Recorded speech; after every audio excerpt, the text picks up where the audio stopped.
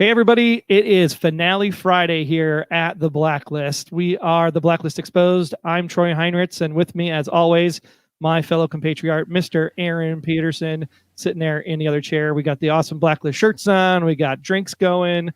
TV's on, ready to go. And we're just going to have an exciting time tonight because we are getting animated, people. This is the episode we have all been waiting for. And tonight, we are talking with the people that actually made it happen. First and foremost, one of the men who came up with the idea to even do this in the first place, because we swear he is crazy, but it's awesome. Mr. Creator himself, John Bokenkamp, is here. Hey, John, how's it going? Good. Crazy beard helps sell the craziness, so I'm good. I'm just gonna say, is that the growth from we started the animation versus when we ended the animation? Yeah, it started when the animation started. Yes, that's awesome. Glad we found Bigfoot. Yeah, and the two people that really should be the stars of the show, been with the Blacklist since season 3. One of the editors that put this all together, Mr. Chris Brookshire. How are you doing, Chris? Oh, Chris has been there from the beginning, right? Yeah, day one. Chris is day one, right? Elyse is from Good. season How are 3. you guys? Doing well. And then hit the OG in the best sense of the word. An OG. And then his partner in crime, of course, working on this episode. We have Elyse Holloway joining us. Hey, Elyse, how are you? Good. How are you? Doing well. Where should we start, John? I mean, how does this even happen? I guess let's start there. Well, I have a place to start. Are your shirts designed by Anthony Pepe?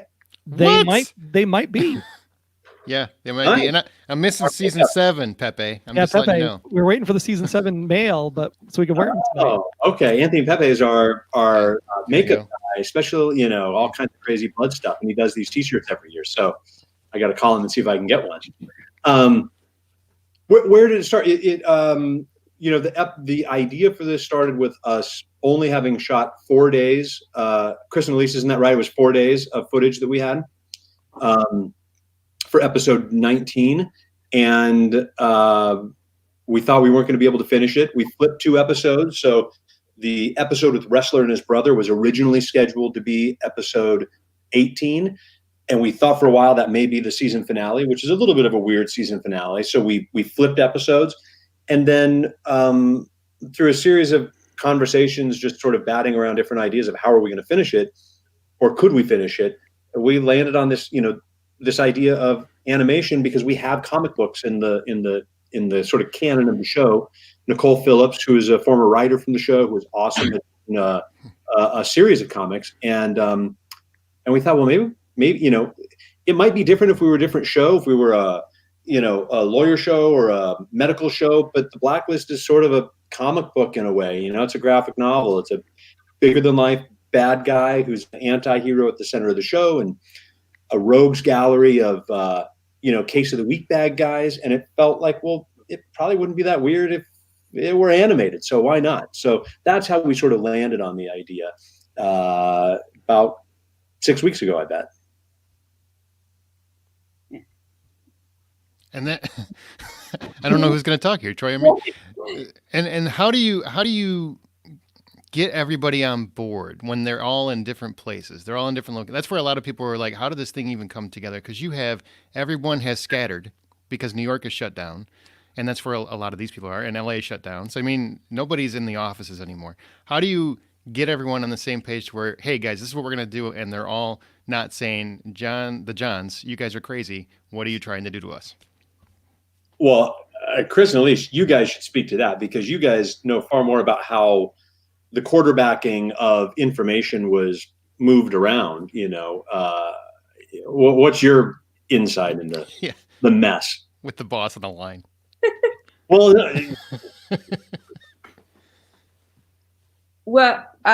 we kind of heard rumblings about the animation happening, because at first we weren't sure if the episode was going to see the light of day or not. So once we heard that we were going to do animation, both Chris and I were super pumped and excited to have to work on something else, something a little different. And we started then planning to make sure Chris got a system in his house, and how we were going to do the workflow and make sure everyone had the media, and then lots and lots of Zoom meetings. to keep in touch with all the departments and keep on top of all the moving pieces. Give you a link.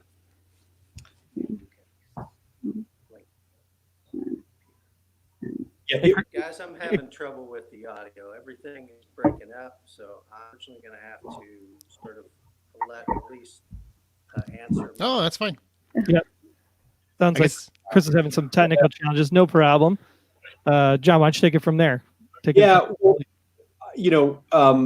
one of the things, like Elyse said, one of the things that was crazy about it was everyone working from home. So Elyse having a system at home, Chris having a system at home, the animators working from home in London and Atlanta, our actors in Massachusetts and New York and California, wherever they were sort of hiding out, that everyone was in different places, and it really didn't matter. I think it gave us sort of a focus to pull together.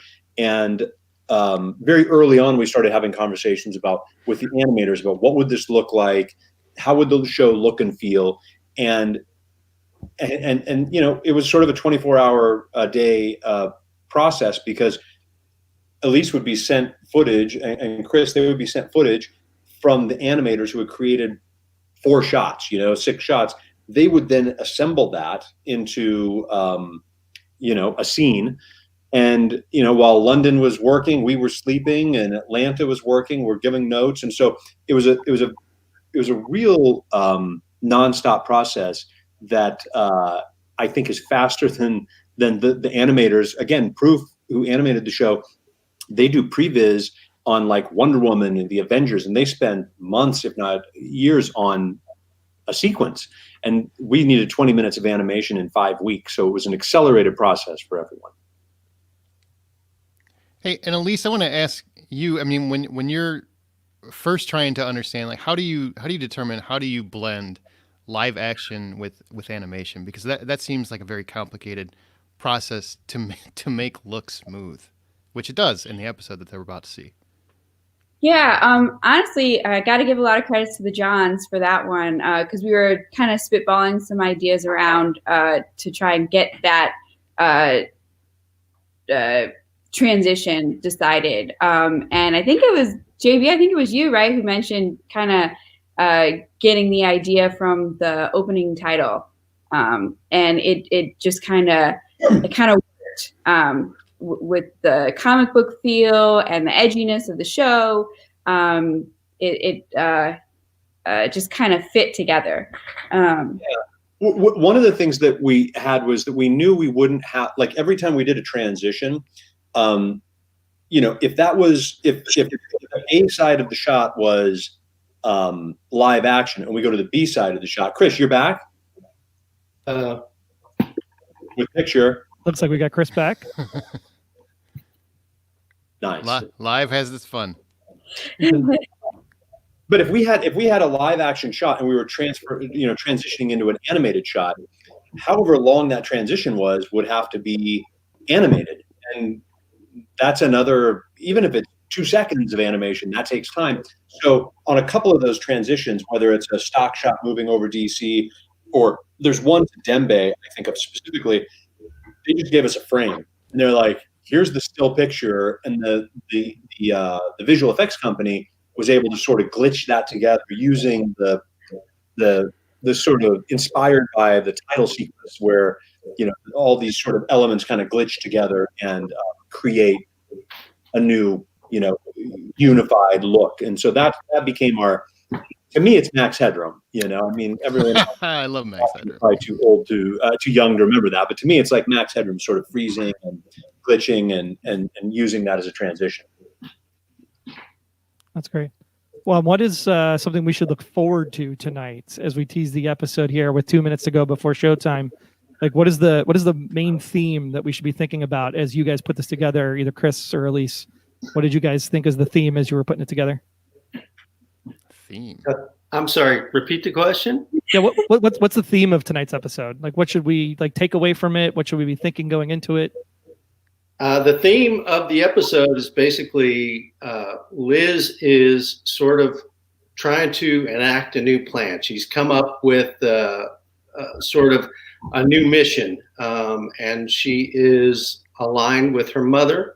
And Dom is potentially going to wake up and allow her to sort of get some more information. And it's really a finale that's not a finale, because I know the guys were working on something that was closer to what we normally do with our arc of the show. So it's been sort of difficult, I think, to sort of mount a finale when it wasn't really truly supposed to be that way. But I think it's successful in that we leave it in typical Blacklist fashion, where we've got something that's, we have something where you're hanging on and expecting something to begin anew next season when we start season 8. Well said. We're good at sort of allowing the viewers to become really involved and sort of pushing the envelope as far as, giving them just enough to hold them on, so Bait on the hook. Yeah. Now you just gotta get it down like John does and just don't answer a question. Just find a way to dance. Yeah. Answer, but yeah, bit like a bass on a topwater lure. That's sort of there you go. That links it all up. That's well played. Yeah. Well played. I think we're about ready to start the episode, right? Like it's about ready to start. We are, yeah. So, John, anything you want to say to the fans before we go? No, it's crazy times. We're trying to have fun with the episode, trying to squeak one more out that has a little more resolution, and I hope everyone has fun and enjoys the finale of season 7. That's great. Yay. Going to be good. It's going to be a good show tonight, guys. Hopefully you stick around. The way this works is that we will be here the entire hour. Watch the show, come back at the commercials. I know Chris is going to stick around. I know Elyse is going to stick around. John may pop in and out. You never know who's going to stop by. Aaron and I will be here the whole time.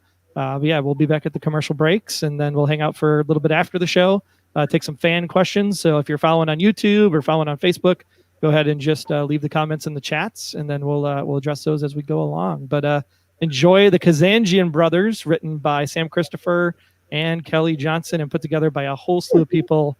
You guys are in for a treat. We got a hoo-hoo. Yeah. All right, we'll see you guys soon. Take care. Show's starting, and we'll be back in about 10 to 12 minutes. Take care. Thanks, all.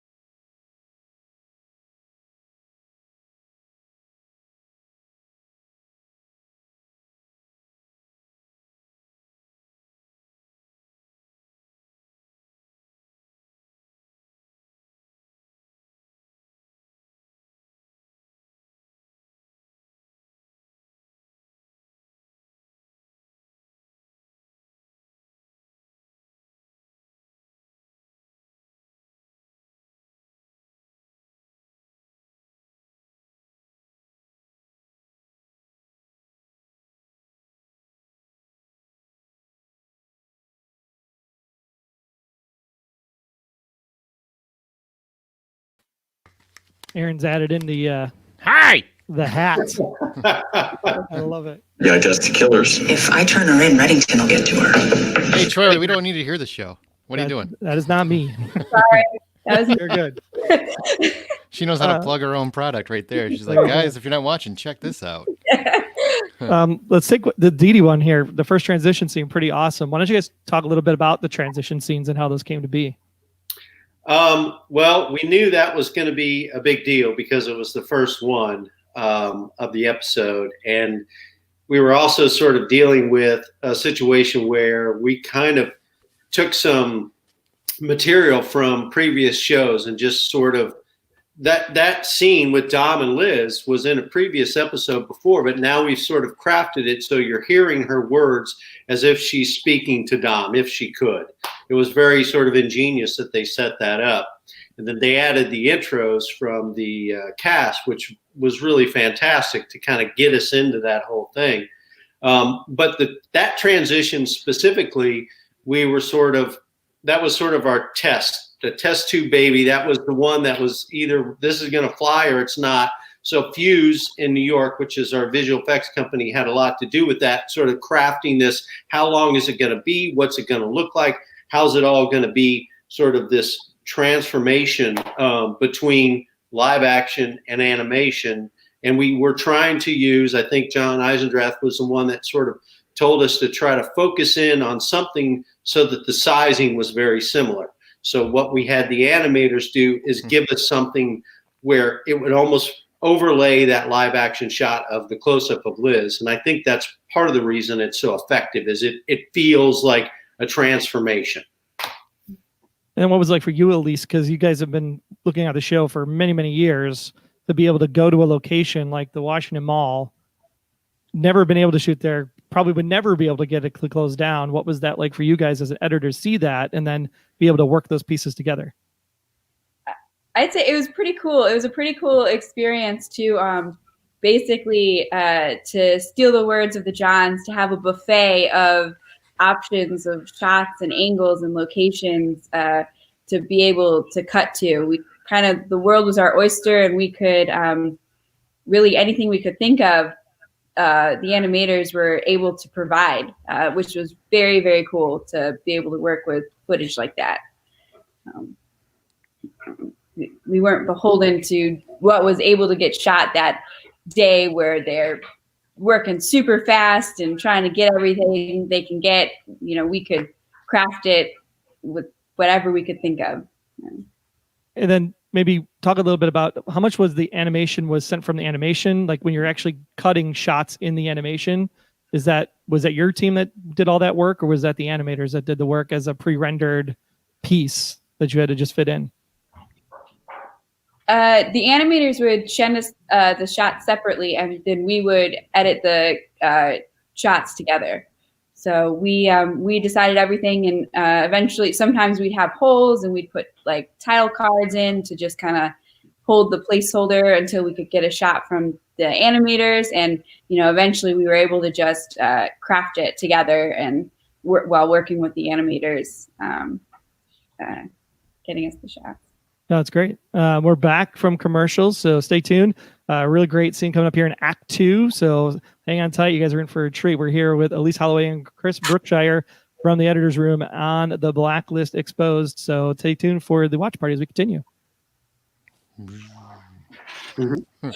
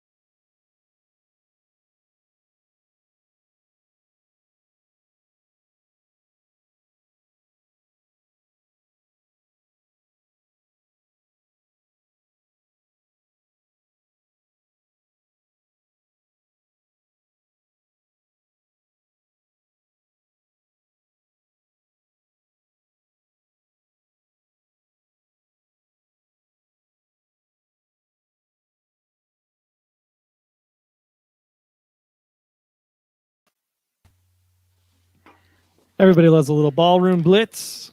Boom, boom, boom. So I got to ask you guys. Okay, so you're editing this, and you've. I do not look as good as in this hat as Spader does. You guys edit this all the time. You edit 1,000 action scenes. What's different about editing an action scene normally versus trying to do it with animation?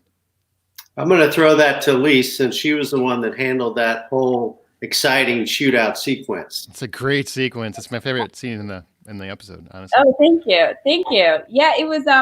It's a little more challenging with the animation, because I feel like certain things that you can spot or see in the live action are a little more harder to distinguish in the animation. So we had a little difficulty sometimes trying to work out the idea to make sure it was obvious that Pasha was shooting the hostage.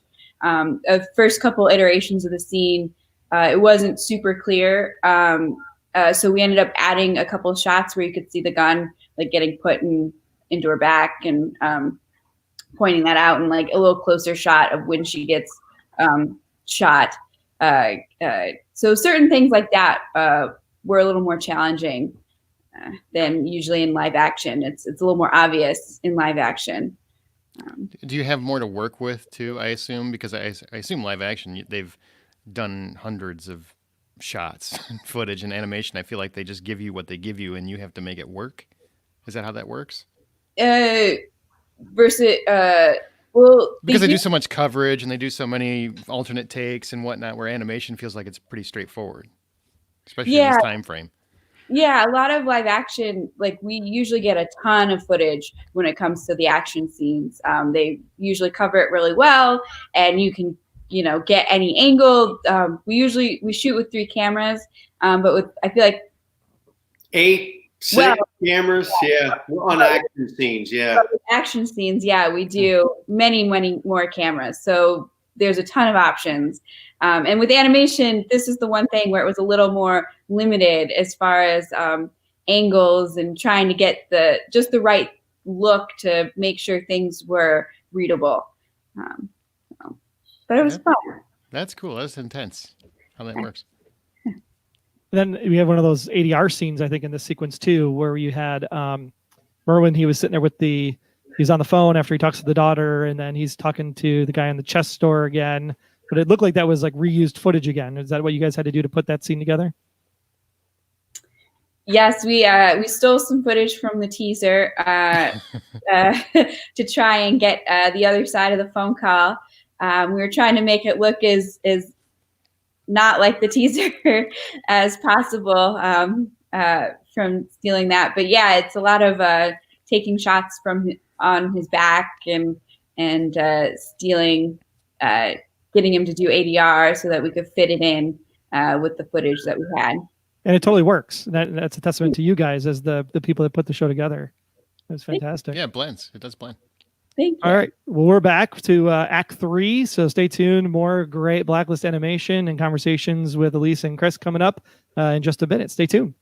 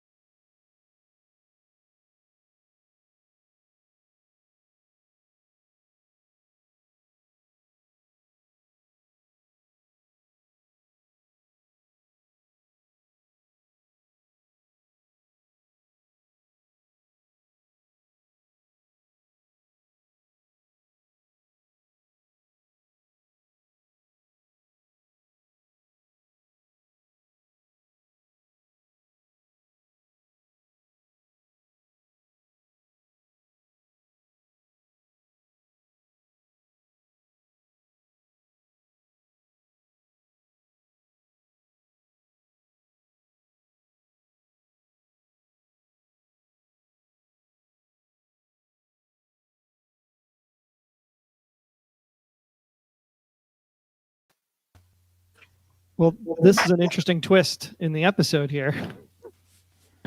They're not facing off face to face, but facing off unconsciously inside of a car, speeding away.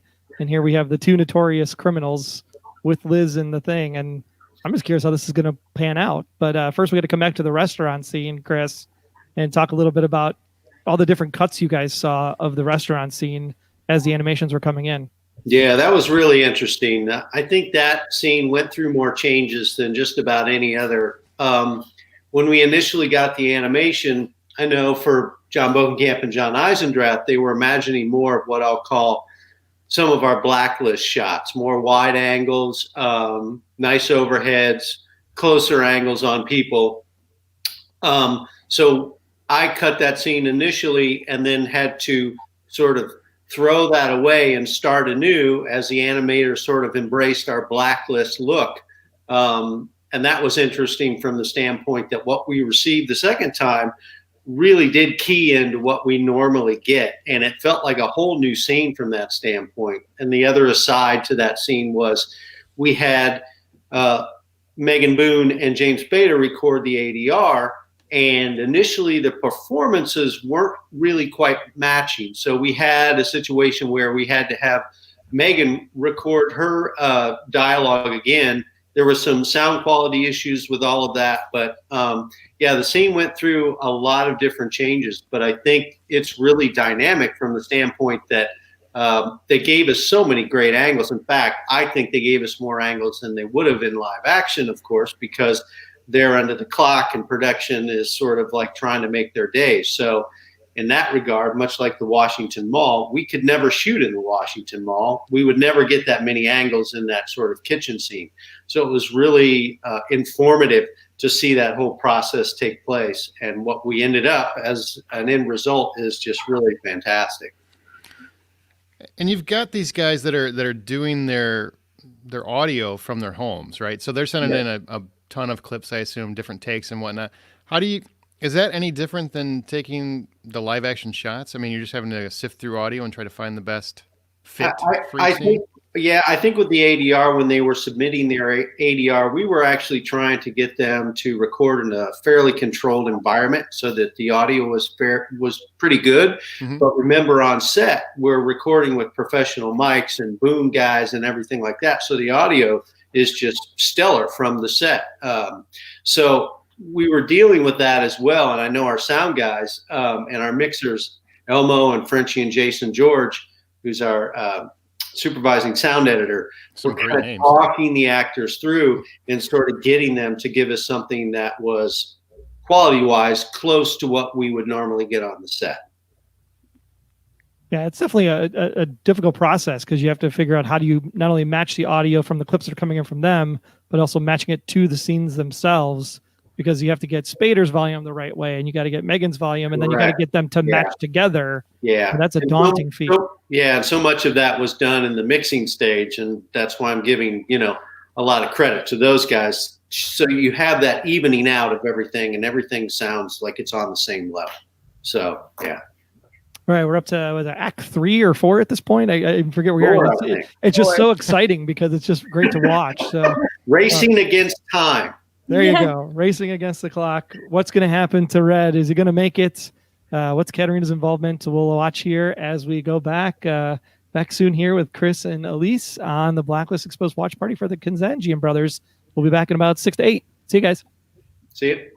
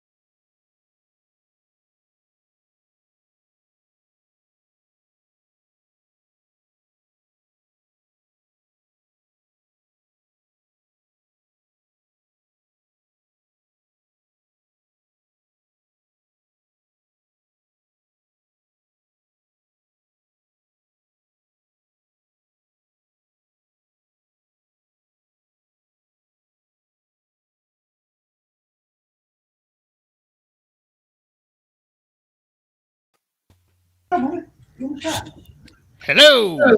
Hello. All right, so I'm going to ask you. Oh, dog alert! Dog alert! I'm going to ask you guys a story question because I know we've talked a lot about editing, but I'm kind of curious, how you guys feel about the story. So Troy and I have this big debate where he's all like Team Red, and I say, Liz deserves to get some information by not like she deserves to not be treated like this. It's kind of like an abusive relationship, in my opinion. How do you guys stand on the whole Red and Liz relationship, and without obviously giving away anything that you might know from the future, just like your personal stance? I think Red has, as he would with many people, a really strong sort of power over Liz. The same way that he can kind of manipulate people to do what he would like to do just because he has this charisma about him. He's sort of done this with Liz as well. And as much as she sort of pulls away, there's always a way for him to pull her back. And there is, a connection between the two of them. We might not have all figured that out, and that's not completely clear cut. But Liz wants to be involved with Red. So as much as she doesn't want to sort of, be beholden to Red, there's still this pull and this idea that they are tied together. And I think that's what makes the story so successful. Elyse? I do think it's an abusive relationship for sure. But sorry. but I think he knows I think like Chris is saying though, they have a connection, and I think Red knows it, and he can kind of manipulate Liz. But it's also Liz's fault for keeping to come back. That's true.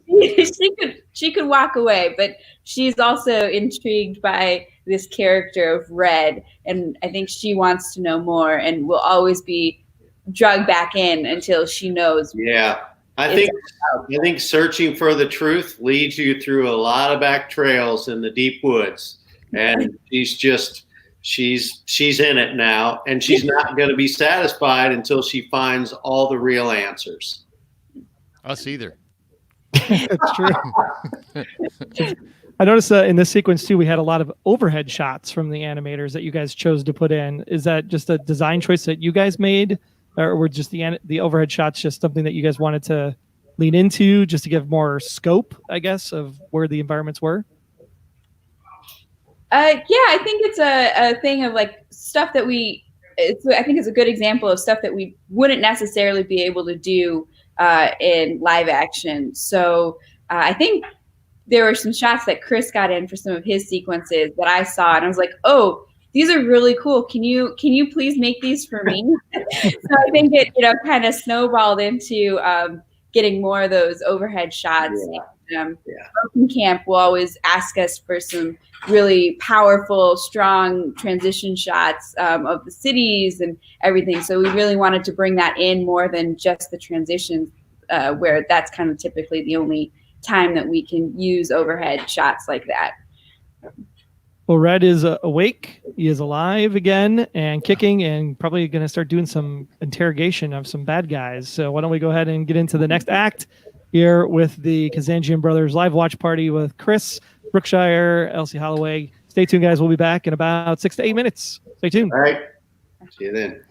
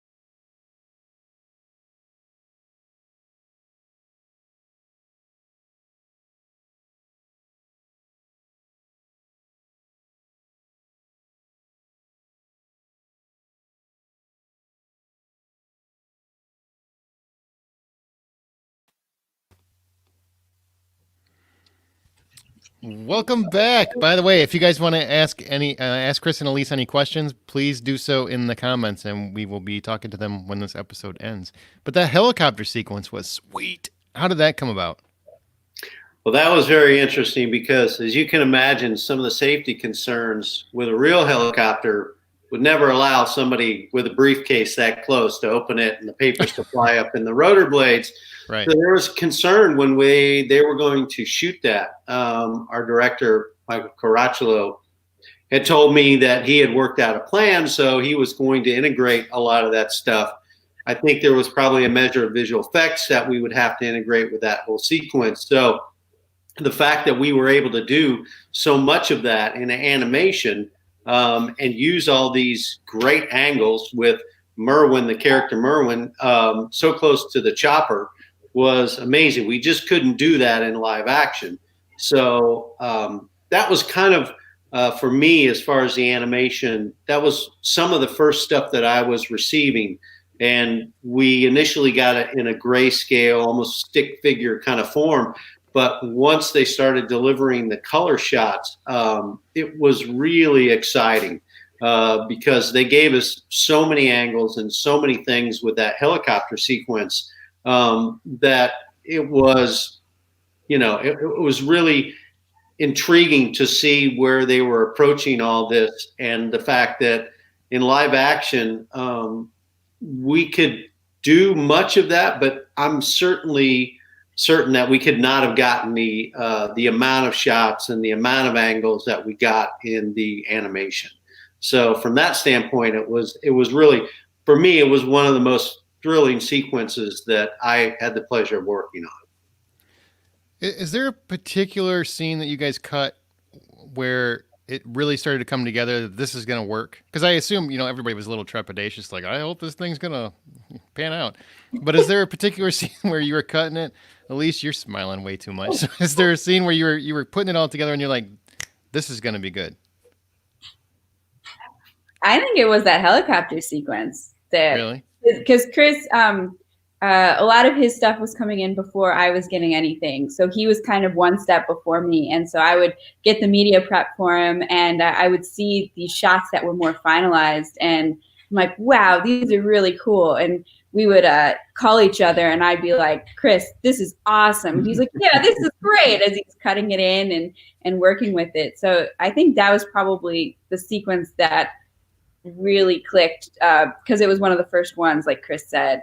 I actually think it was the end sequence for me that Elyse cut, which was really exciting because they really, I think very early on, they really put a lot of color and vibrancy in that. And it was tremendous to see that for me and how that really just took on a whole life of its own. So that was very cool. We're coming up on the top of the hour and the end of season 7.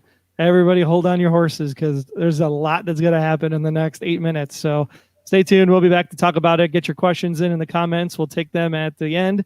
You're listening to the Blacklist Exposed watch party for the Kazanjian brothers. Hang on. Finale is up next. Go. Here we go. Here we go.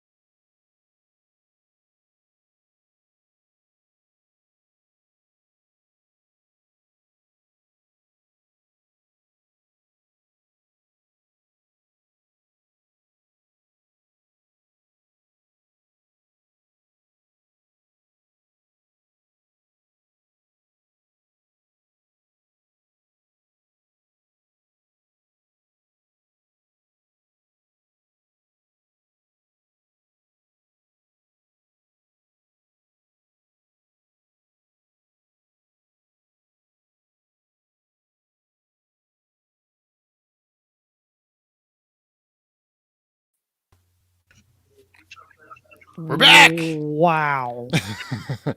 What did you guys think? You two, Elyse and Chris, what did you think of the finale when you read it or when you watched it for the first time, whatever? What did you think of that turn of Liz and her Batman moment, taking over the city, etc.? It's a great moment, and I'm not sure we would have been able to really achieve that without the animation. And yeah, that was it's sort of a great way to go out, I think, and certainly crafting a finale that wasn't meant to be a finale, but giving us a cliffhanger that I think we're all excited to find out what's going to happen in season 8. Elyse, what do you think? Oh yeah, I think it was very cool. I think the final shot, we had a couple options, and I think what we ended on was great. It just kind of iconic and, like you said, Batman-like, and I think it'll propel us into season 8. So. Were you guys surprised by that turn? Or you kind of saw it coming? Well, obviously you did. You saw the scripts before you met him. But in terms of like earlier this season or early, I mean, did you see this turn coming, or were you pleasantly surprised? I know it's probably hard when you work on the show, so I don't know how that works for you guys. The writers, John Eisendrath, John Bokenkamp, and their writing team always surprise me. When I think I've got something figured out, there's a left turn often, and that's kind of what I think is so great about the show is even somebody like myself or Elyse that works on the show, we're constantly thrown for a loop and a left turn. And, you just can't anticipate what the next corner is going to bring, which is great, Yeah, we have, we're not privy to know everything that's going to happen in the series and upcoming. And there are lots of theories around the office that get tossed around. So we're just as much as the fans out there trying to guess what's going to happen next. So let me clarify. So you guys don't actually know. You don't know the secret or whatever the secrets are. You don't know them ahead of time? Chris knows something, but I think I know, and I've tried to test that theory with people that I think are in the know, and they slyly either nod their head yes or slyly nod their head no. So I honestly, my answer is I think I know, but I'm not sure. That feels right. Yeah, it does feel right, and so I'm a person just like the general audience that is sort of like wondering how this is all going to be tied up and what we're going to learn from all of this. And that's kind of what is so exciting about it. It's a never ending puzzle, and I haven't figured it out yet. Well, we got a question from Emily Scott over on YouTube. Hey, Chris and Elyse, which animated scene is your favorite that you would not be able to do live action? So if you can pick anything you wanted to animate, what would you pick? We'll go with Elyse first. What would you want to do? That's not the question. As far as like what we cut in the show, the episode? Yeah, what animated scene is your favorite that you would not be able to do live action? Like which one that we wouldn't be able to do? I think it was the shootout. I think the shootout in the motel was super fun to cut.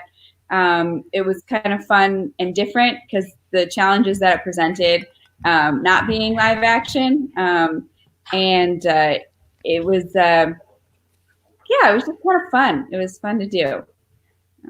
Yeah, mine would be the helicopter because I just could never imagine that being shot in live action and allowing actors to get so close to whirling helicopter blades. But I think that's kind of the beauty of the animation is we were able to do so much in the animated world that we can't do in the live action. So it's exciting from that standpoint. And the other one would be the Washington Mall for me, where we just couldn't shoot something like that and lock that location down. So that was really cool for me as well. Can you explain that? I mean, because a lot of people don't know the ins and outs of filmmaking. Why is it so hard to lock down something like the Washington Mall? Well, first of all, you would have to get a massive amounts of permits, and you'd have to go through our location services department on the Blacklist. And basically, it's about security. It's about the amount of area that you can sort of say, this is for filming. We don't want the general public coming into this area. And you have to take into consideration a place like the Washington Mall. It would be something like Disneyland, where they say, hey, from, the opening entrance back to the castle, we're going to shut this down for an hour and a half to shoot, a feature, a television show. Disneyland wouldn't allow that. And neither would the Washington Mall, because it takes up too much of the public's sort of time that they would be spending there. So it's that way in just about everything, even locking down a street in Washington, D.C. or New York is the same way. You just have to get a lot of permits, and it's a lengthy process. And I think it changed a lot too after 9/11, to be honest with you, where security really became a bigger issue with a lot of this stuff. So. And it's probably time too, because you only have 9 days to shoot the episode. So to have to travel from New York to DC, that's absolutely correct as well. So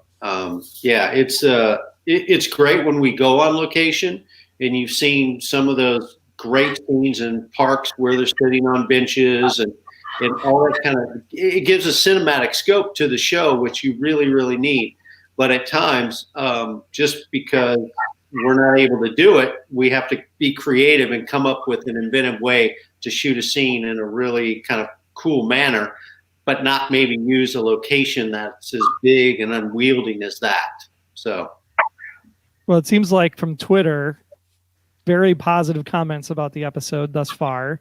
So Luke, of course, is going to ask the question I think many people are going to ask, which is, we did one, why not finish the other three? And go all the way through. No pressure. Wow. Yeah. Well, we would be finishing sometime in September, is the honest answer, because this episode was a lot of work by a lot of people with a lot of invaluable contributions to it all.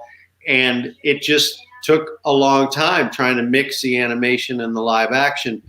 We're ending up essentially at the same place we would, as far as post-production goes, if we had shot 22 episodes. So if we were to elongate it and give everyone 22 episodes as far as animation goes, with these last 3 episodes that were owed, we would really be, the time window would really be stretched as far as that goes.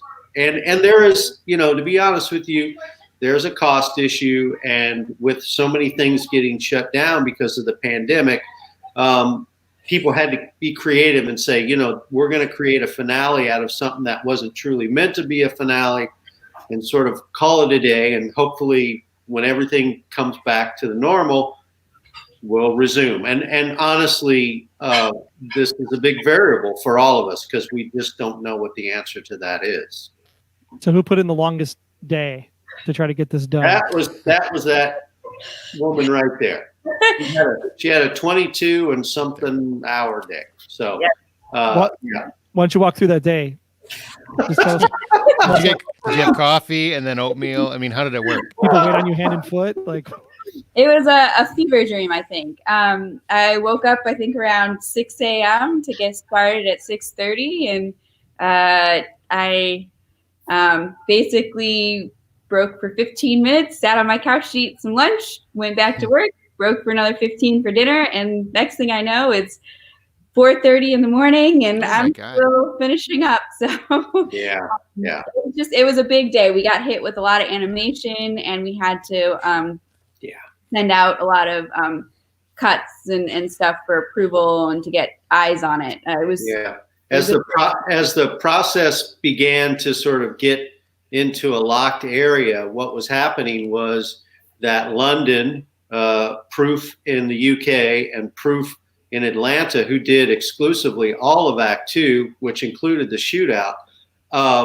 They were delivering shots. And so as they delivered shots, we would continue to have to work and cut those new shots in, send those sequences to the Johns to get their eyes on it and to approve it. Because if we did have to make any changes, we had to turn that around very quickly and get that back out to the people in London and Atlanta to say, this is almost there, but we need to change this, or someone head turn needs to happen a little sooner, or the gun needs to go off, those kind of things. And we were up against a really big deadline, so as the window narrowed, we just had to put in some really difficult hours. Yeah, people don't realize how long it actually takes for animation, and then you're editing on top of that. So this is a time crunch beyond time crunches. And I do have to say, Proof in London and Atlanta were amazing from the standpoint that they really did turn things around in an astounding fashion as far as the time frame goes. I never imagined that we would get complete scenes like the kitchen in a matter of a couple of days. They scrapped what they had initially, gave us all new shots. It was a lot of hard work on their part, and I think they unwittingly might not have known how much hard work it was going to be initially, because if they'd known, they might have said no thank you. But to their credit, they worked just as hard as us getting all this stuff done, and the final product shows because of their just forcefulness and their creativity in getting all this done. Yeah, the fans are definitely saying it, right? PK, well done, phenomenal episode, good job, everybody. Wow. The animation made the final scene so cool from Linda, which was, of course, the cool Batman moment. There you go. So fans are loving it. It's one of those that I think people are going to talk about for a long time, and it's just the amount of effort. Talk a little bit about like the choice to actually add in all of the people that were at the end of the episode, all the people behind the scenes. What was it like editing that together, seeing those as they came in? Because these are your coworkers that you never get to see on a regular basis. Did you find coworkers you're not really that fond of? And you're like, I guess Sally's not going to make it. We love everyone we work with, but everyone who sent in, we made sure to get them in and make sure their face was shown, because everyone works very hard on our show. Yeah. So we didn't want to not include anyone. But it was Chris took the intro stuff, and then I took the outro videos, and it was I think both were challenging because it was different. And with the outros, everyone they had just a simple prompt of just shout out to the fans, shout out to your family, so it was really a lot of fishing around to try and kind of create a story from what everyone had said in their videos. So it was a little challenging at first, but once I got going, it was fun. It was exciting to kind of piece it all together and kind of see it develop into its own little bit. Now we know what the 22-hour day was spent doing. Yeah. Hey, Troy, I want to ask you a question. Sure. Yeah, Sue Johnson, actually, this is not my question, but it's something that I would ask you. Troy, are you now convinced she is the real Katarina? And if not, how do you support your doubts? They work on the show, so I think they would just love to see you dance around this answer. On the spot. Oh, my gosh. No, I'm still in the camp of that, especially with this episode. I think that she is not the real Katarina Rostova. There's just things in this episode that make my radar go a little bit weird. The Cooper conversation with Red. Your radar's always weird, but whatever.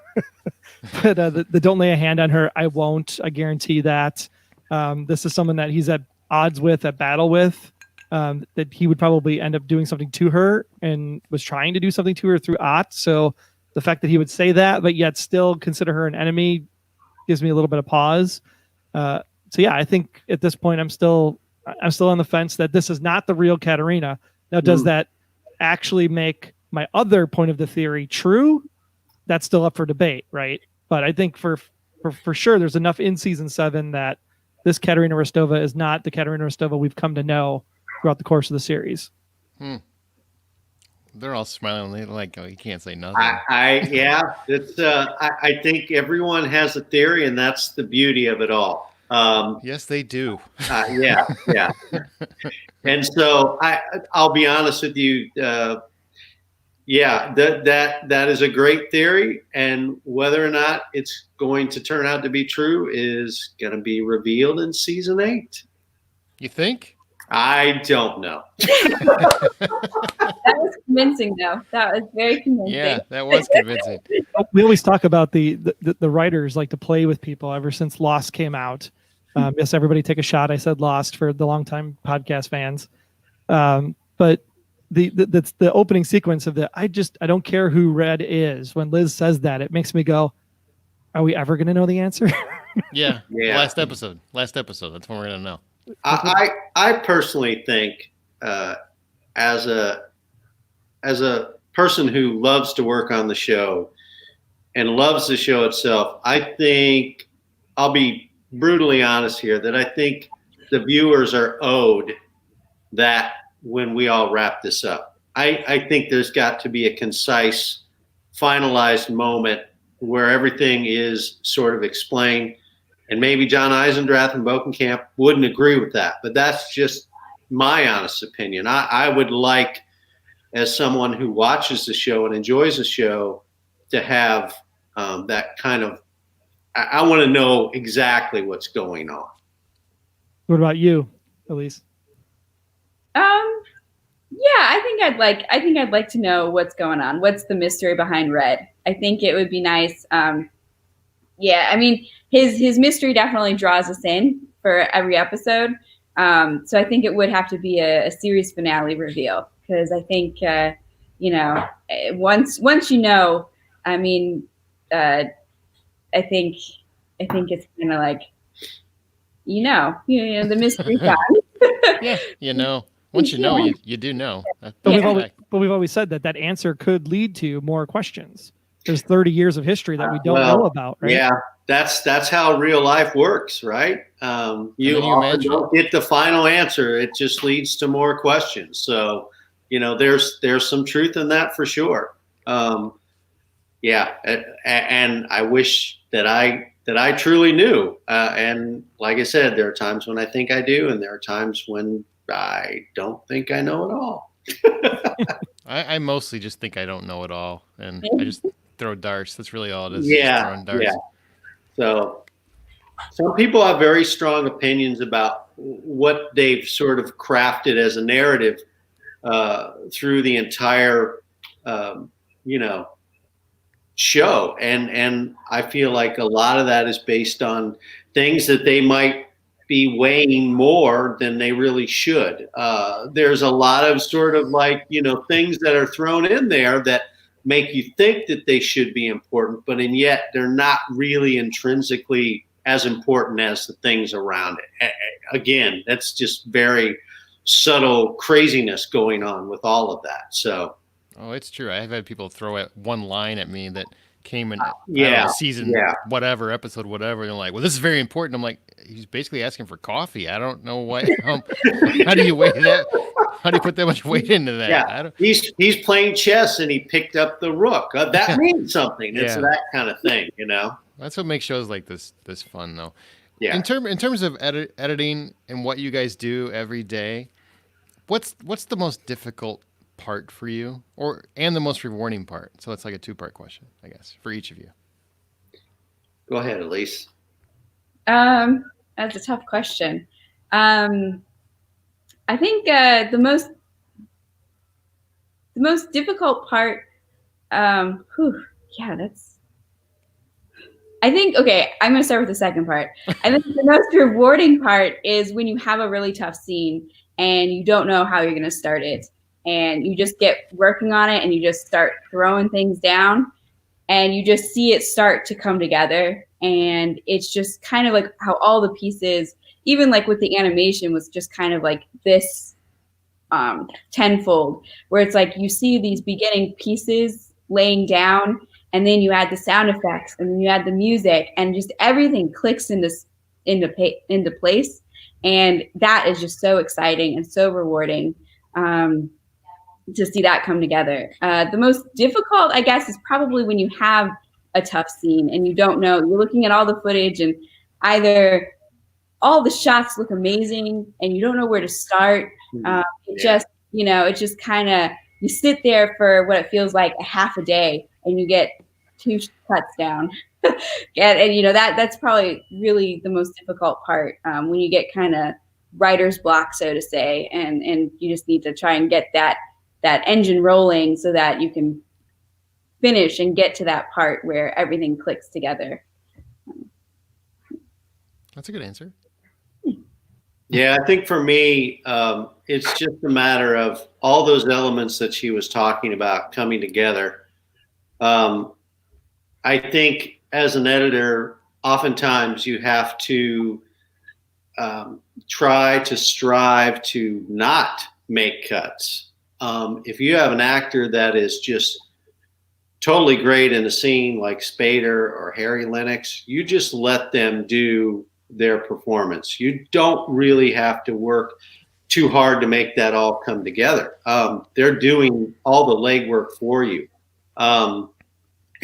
I think sometimes the challenge lies in the stuff that doesn't feel organically right, or you're trying to, what I'll call, manufacture a moment that's not truly there in the footage. And then I think the sort of layer to all of that is editors on television, much like in features, get a lot of footage. If we were to spend basically all day long watching footage and then sort of coming up with a game plan, we would be there for 17 or 18 hours a day, because we are typically getting 6 or 7 hours worth of dailies because they're shooting 3 cameras. So I think as you get more versed in what people want to see, and by that I mean the executive producers, they have a very sort of clear-cut aesthetic. And if you as an editor can sort of buy into that aesthetic and you realize what they're after very early on, it's a lot easier. If you're constantly swimming against the tide as far as that goes, it's going to be a very difficult process. But I know for Elyse and myself, we'll often get a scene and we'll cut it and we'll go, I know this moment means a lot to the Johns. It's even crafted in a way in the script that we're supposed to stop down and have a moment here. So you take sort of touchstones like that and sort of use that as you're editing something together. But it's incredibly frustrating at times, but inevitably it's incredibly rewarding when you sort of unlock this puzzle and it really just sort of, with the music and the sound effects and everything comes together. It really makes you feel great. We're coming up on time. I think, what would you guys like to see in season 8 as we're coming off of this transformation? Like you're getting your first set of dailies from the first episode. What are you hoping to see? What do you hope to see? Don't spoil anything if you know anything. Just what you want to see as fans. I love the myriad of characters. I love these crazy characters, and I think Bokenkamp has often described it as a rogues gallery of villains. And I really love that. And we've lost some great characters through the years. And I'm always hoping for the start of, we've lost Mr. Kaplan. We've lost Smokey Putnam. And I'm always hoping when we're introduced into the new season that we're going to get something where we're seeing some great new characters. That's what I always hope for. And I always hope for sort of great arcs. We do some incredible arcs, over the course of 3 or 4 episodes. And I'm always happy to see that, because it just really sort of propels us in a different area and makes the story move forward. So that's always my thing. And I'm a big Spader fan. So I love when he's on screen, and I love his performances, and I love the entire cast. But Spader sort of makes the show. So I'm always on board with all of that.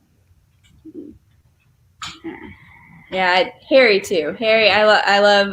Harry Lennox is fantastic. Yes. A good. When we're up in his office, those are fun scenes to cut. But yeah, Harry's great. So it'd be nice to see some. I'd love to see some good Harry scenes. Well, when the cup moves on his desk in mid shot, that was Aaron's fault because he put his feet up on Harry's desk. He did, yeah.